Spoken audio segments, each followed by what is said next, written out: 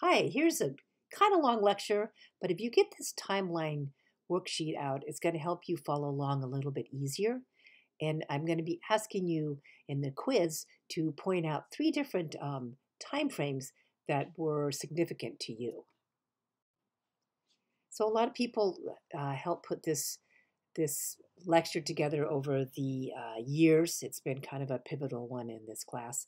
And I used the sources below as well.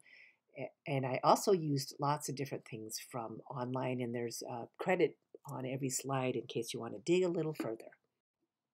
So here we are, timeline of the historical progression of gender and racial stratification in the United States, or commonly known as the gender economic split. What happened out there? So, a quick definition of gender stratification is just that whoever has the power has the power. What does that mean? It means that distributing wealth, power, privilege, political swagger really had to do with who was in power at the time. And typically, men are in power in our society. And certainly, way back in the day, that was the case as well. Racial stratification, kind of similar sorts of definitions, is that they're unequal distribution of rights and privileges, right, based on your race, same as based on your gender. So pretty much the same thing. The dominant culture usually is in power. So we're starting on our timeline now. And we're starting with hunters and gatherers. So that was way back, right? Way back, way back. Um, and so basically, women and men were kind of on equal footing when it came to some of these basic uh, needs to just simply survive, right? There was lots of opportunities for both women and men to pitch in and make their living a little bit easier. However, there still was a monopoly on power, so to speak, because women were the hunters, and I mean they were the gatherers, not the hunters, and so the men got the meat, right? And there was a little more currency in meat than there was in potatoes.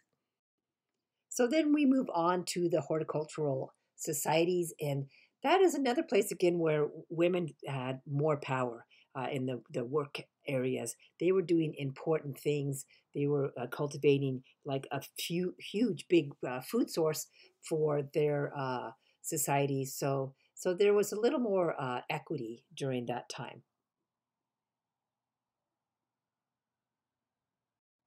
What's kind of interesting is that um, women were seemingly more respected during these horticultural uh, period in societies because they knew their stuff, right?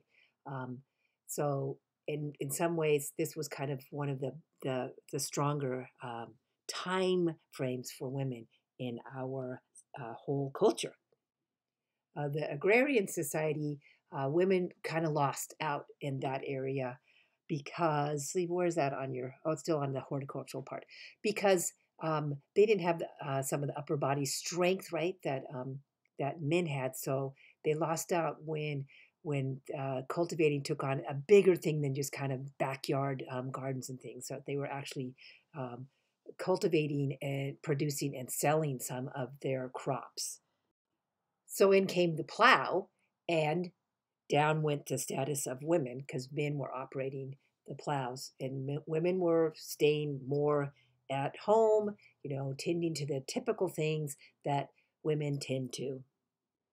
So I thought it was kind of interesting is women's worst invention was the plow, because that's when roles really started to delineate in terms of who stays out and does the big work and who stays home and does some of the more less revered tasks. So this is really good. This is really interesting, I think, right here. Big point. So it's supposedly during the plow societies, that's when we got the idea that it was biologically created that women were so much weaker than men, and that's why they weren't doing some of the heavier duty work, right? That they were staying home because it was natural for them to stay home and do the caregiving things, and it was biologically natural for men to be out, hunting down that tiger, well, not a tiger, and plowing those fields, right? So that's when it really started. That was the hugest split ever, as far as I'm concerned. So then we're going into the 1700s, and a lot of men and women continue to work together, specifically more white men and women because they had the ability to do that. And so a lot of the skills that women had were valued, and men pitched in a little bit more for childcare because there was kind of like kind of kind of home economy, cottage industries and stuff going on. But this is also when men got out into the world more because the trading posts came along, and men, sold their meat or their pelts or whatever, and got to like travel away from home and meet with other men and talk politics and decide what was right and wrong in the world. So specifically for white individuals, this was another real big split where women lost more of their power. White women lost more of their power. Women of color already had no power, right? So then we're going into what? So we have going into commerce more. So where there's merchants and stuff hanging out, and that's when again white men got to kind of form the governments and do all the stuff that kind of furthered their importance and villages and all of that. And white women were more at home. Women of color were working all the time, always working. And again, some of this seems a little fuzzy because the documentation to really point out what was going on with many women of color during this timeline, especially the earlier part, it's hard to find. I'm digging, and I'm always coming up with new things. But again, not as easily. So I apologize for that. So interesting, I think, that prior to being enslaved in the United States, African societies, women in African societies, were easily combining work and family given the structure, the social structure of their family units and their cultures. So, unfortunately, really big, unfortunately, their enslavement into the United States workforce really was an interesting look at how their work and community and family cultures totally clashed with that of the United States. And of course, because they were enslaved, they had no opportunity to even continue their mode of culture where they felt more in unity with the inside and outside work of the community because they were doing all this stuff, right? Doing all this stuff. Ah, um, most poignantly, enslaved Africans were considered political economy. They were considered units, right? They were just totally objectified to just being added to part of the whole commerce and profits of the uh, the enslaved owners. This was an interesting time too when Native American women, um, American Indian women, um, were actually getting something out of their culture. They were selling some of their products to other women specifically, and were able to at least make a little money in that regard. So we're going on to what? Pre-industrial period for the dominant culture. Where are we? Oh, 1700s, the 1700s, up to the 1700s. Oh my gosh, here we go. Keep going. Okay. So I get people, so because there were more businesses, a lot of specifically white families left their farms and moved into the cities, into the towns, and then even more businesses um, came along, and that was a time where white women were once again able to kind of peddle some of their wares, candle makers, some kind of again cottage industry, home based stuff that allowed them to have a little bit of money and be considered a little bit more significant. And kids helped too, right? So then the big deal, the industrial revolution, when we had big factories, that was a huge thing happening. That was a time when all sorts of people went into work.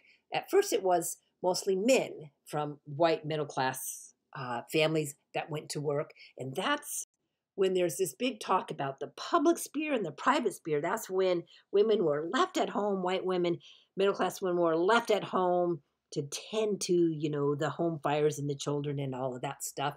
And men were out in the world making money and controlling money. And so that's when we talk about the spheres splitting up, the public and private spheres.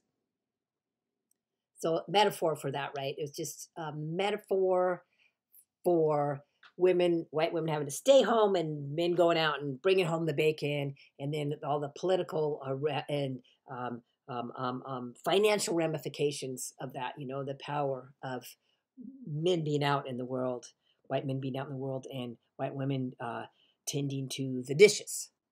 So there's been lots of critique regarding these spheres and lots of ways that they haven't really addressed so much of our society then, in terms of the idea of these public and private spheres were based on a certain norm of family, right? Which obviously we don't all fit into and didn't back then either. And an interesting notation by Patricia Hill Collins in one of your articles is that there was not necessarily a private and public sphere for women of color, specifically African American women she's talking about, because Black women and other women of color did not fit this model, right? Because they were always working. They were always working outside of the home. And during some of that time, 95% of African American, Black American population was enslaved. So didn't work. And during this time, the majority of Chinese women that had immigrated into the United States were working as prostitutes. And then the other ones were working for other women and caring for their children and making really low wages. So there was lots of exploitation going on. So those public-private spheres worked for just a certain part of our society, right? But the factories and all that going on, lots of women got in on the act in terms of working and making a little bit more money than they were accustomed to. Well, they never made money, right? Not much. But wow, crazy way to earn it.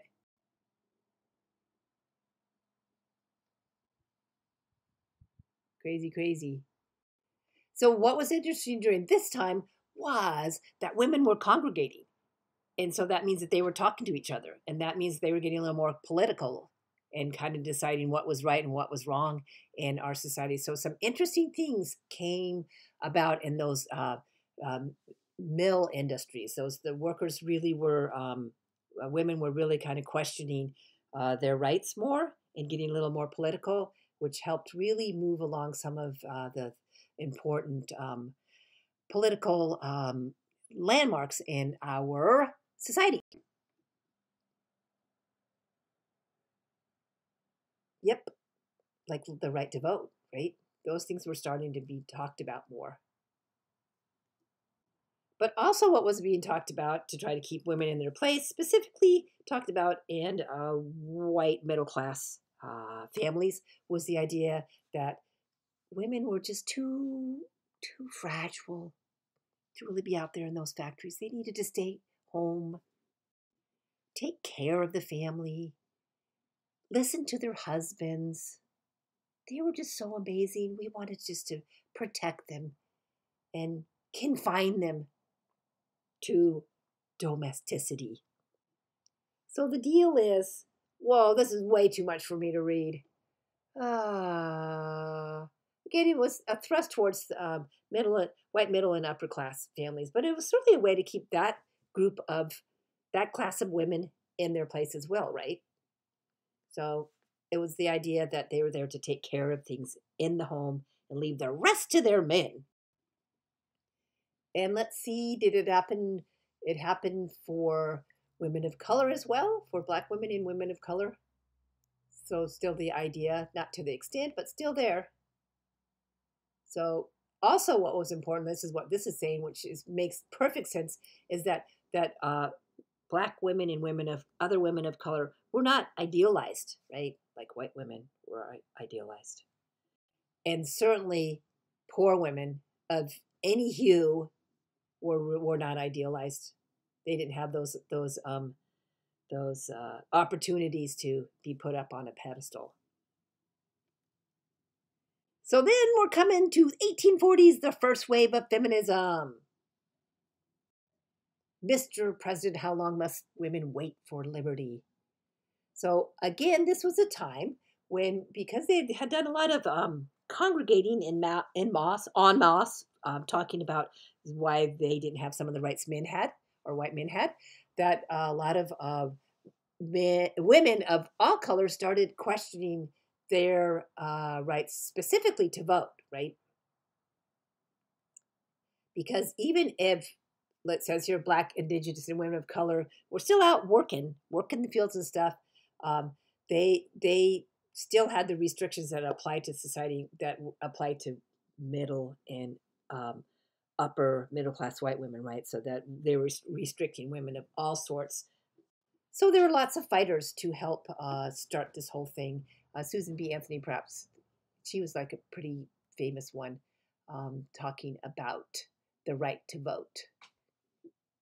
And of course, I'm going to mention this, that there were certainly other non-white women that were agitating for the right to vote, and they're kind of shoved aside.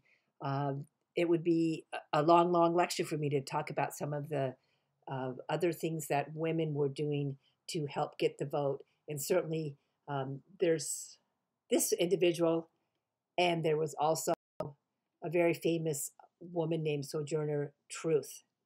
I want you to look in the link for this on the Canvas page and listen to her famous speech about Ain't I a Woman. It's most interesting, and it's talking about that lots of women were helping to fight to get the vote. And I'll talk about that more in our intersectionality lecture. World War I, women were trying to help out. They were helping fight the cause.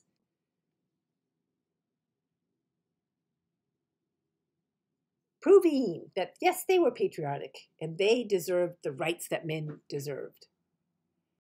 Here's what I think is interesting, is that, so this is the first time that, did anyone see Mulan, the Disney movie, how she dresses up as a warrior and goes out to fight and she gets away with it? Well, apparently women were fighting in all sorts of wars pre-World War I because there was no physical examination, so they could sneak in and get away with it. So this was the first time that in order to enlist, you had to be physically examined. So there went that, right? So women still in World War I were officially serving in the Navy, Marine Corps, and the Army Signal Corps. Oh, that is, white women were officially serving.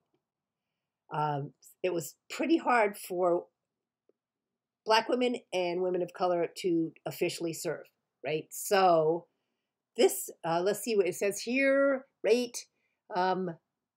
Lots of 200,000 African American soldiers overseas, but no more than half a dozen Black women managed to get there to help come to their aid, because Black women in the military could only attend to, the nurses could only attend to Black men because of segregation policy. So let's see, women entered into the war with all sorts of associations. There was the General Federation of Women's Clubs, the National League, the National Association of Colored Women, trying to get their voices into some of the politics. And it helped in all sorts of ways. It helped finally to pass the 20th Amendment, and give some women the right to vote. Well, that would be white women at this time. And the deal was that they prevented all sorts of women of color to vote. And that was by all sorts of ways. And they're still happening now, voter suppression, right? It's still happening in lots of ways. But these are the different ways. Denying the right for women to vote, women of color to vote.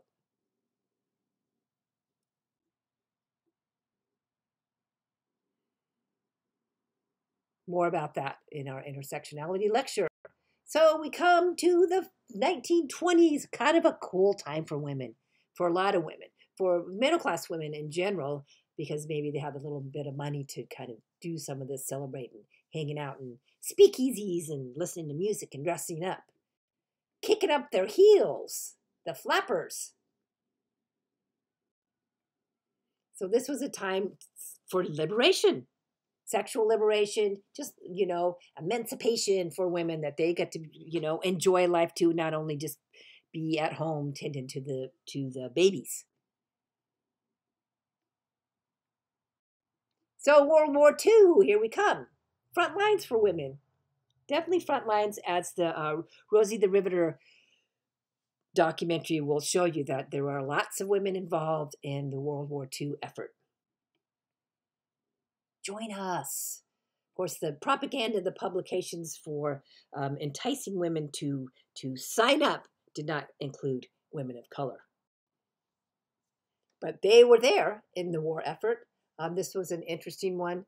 Let's see. So again, African American women could only serve in, the nurses could only serve in units with African American soldiers. Here they are.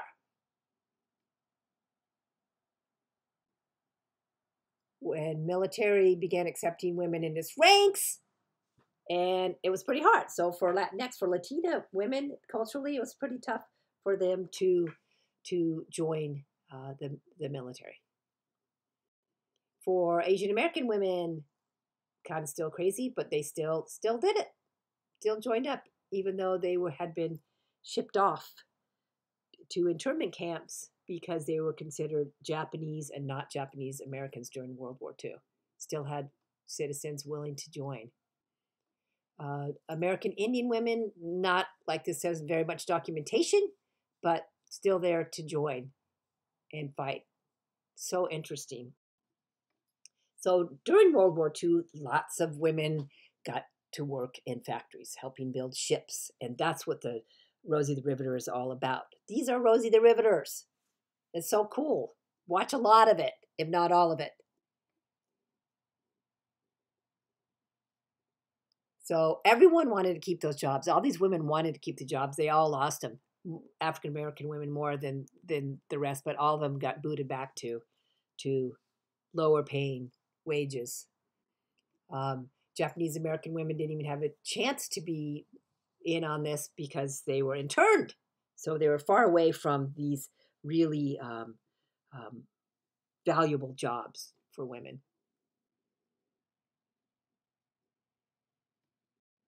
And so after World War II, we come to the new cult of domesticity, because here's what happened. After the war, we wanted to give men back all their jobs, right? And so these women that were earning all this money, all this freedom, all this power had to be convinced to go back home and cook their whole chickens in these beautiful new ovens, right? And that, again, was more directed to white middle class and a little bit of upper middle class women, but it affected all women because they had these great jobs, and then there's propaganda sent out to make sure that the men got the jobs back, because rightfully they were their jobs. So we started a whole campaign of being more like June Cleaver and Leave It to Beaver, who wears pearls around her neck when she vacuums with high heels on, swear, versus to someone like Eleanor Roosevelt, a pretty strong activist as the partner, the wife of a president, right?